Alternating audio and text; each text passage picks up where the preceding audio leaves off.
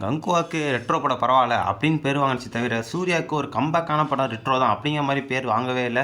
சூர்யாட்ட Curran பார்த்தீங்கன்னா அழகு சரியில்லை, நடிக்க தெரியலை, இல்லை அவருங்களாம் ஃபேன்ஸ் இல்லை அப்படின்னு எதுவுமே சொல்லவே முடியாது. இந்த சூர்யா, விக்ரம் இந்த மாதிரி ஆக்டர்ஸ்க்குலாம் பார்த்தீங்கன்னா படம் என்ன தான் கதை அமைஞ்சாலுமே அவங்களுக்கு சரியான வாய்ப்பு கிடைக்காம ஒரு ரீச் இல்லாமல் தான் இருக்குது. அதுக்குன்னு ஒரு ஃபேன்ஸ் இருக்காங்க அவங்க. ஆனால் இவங்கெல்லாம் ஒரு அண்டர் ஆக்டர் மாதிரி தான் ஃபீல் ஆகிட்டு இருக்குது. காரணம் மற்ற ஆக்டர் வந்து இவங்களை வந்து டவுன் பண்ணுறாங்க. அவங்க வளர்கிறதுக்காண்டி இவங்க சரியில்லை இவங்க அப்படின்னு சொல்கிற மாதிரி ஒரு பிஆர் டீம் மாதிரி ஒன்று வச்சுக்கிட்டு இவங்களை டவுன் பண்ணுறாங்க அப்படிங்கிற மாதிரி ஒரு சைட் பேசப்பட்டுட்டு இருக்கு. அடுத்து வர வேண்டிய படம் அப்படின்னு பார்த்தீங்கன்னா சூர்யா 44 யார் யார் இயக்குறாங்கன்னு பார்த்தீங்கன்னா ஆர்ஜே பாலாஜி தான் வந்து எடுக்கிறாங்க. அட்மோஸ்ட் ஷூட்டிங்லாம் முடிஞ்சிருச்சு, இன்னொரு ஒன் வீக் தான் இருக்குது அப்படின்னு சொல்லிட்டு இருந்தாங்க முன்னாடியே. இப்போ பார்த்து ரீசெண்டாக பார்த்தீங்கன்னா திருப்பி இன்னொரு 10 நாள் தேவைப்படுது, 10 நாள் ஷூட்டிங் மட்டும் பெண்டிங் இருக்குது அப்படிங்கிற மாதிரி சொல்ல வராங்க.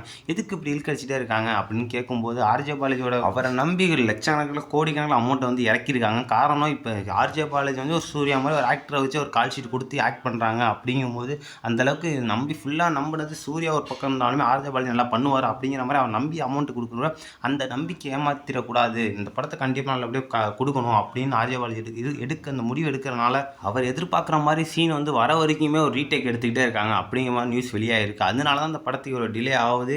இனிமேல் டிலே ஆக வாய்ப்பில் அட்மோஸ்ட் முடிஞ்சிருச்சு, சொன்ன டேட்டுக்கு சொன்ன மாதிரி ரிலீஸ் ஆகும். இந்த படம் வந்து கண்டிப்பாக சூர்யாவுக்கு வந்து ஒரு கம்பேக் திருப்பியும் கொடுக்கும் அப்படிங்கிற மாதிரி சொல்லிட்டு இருக்காங்க.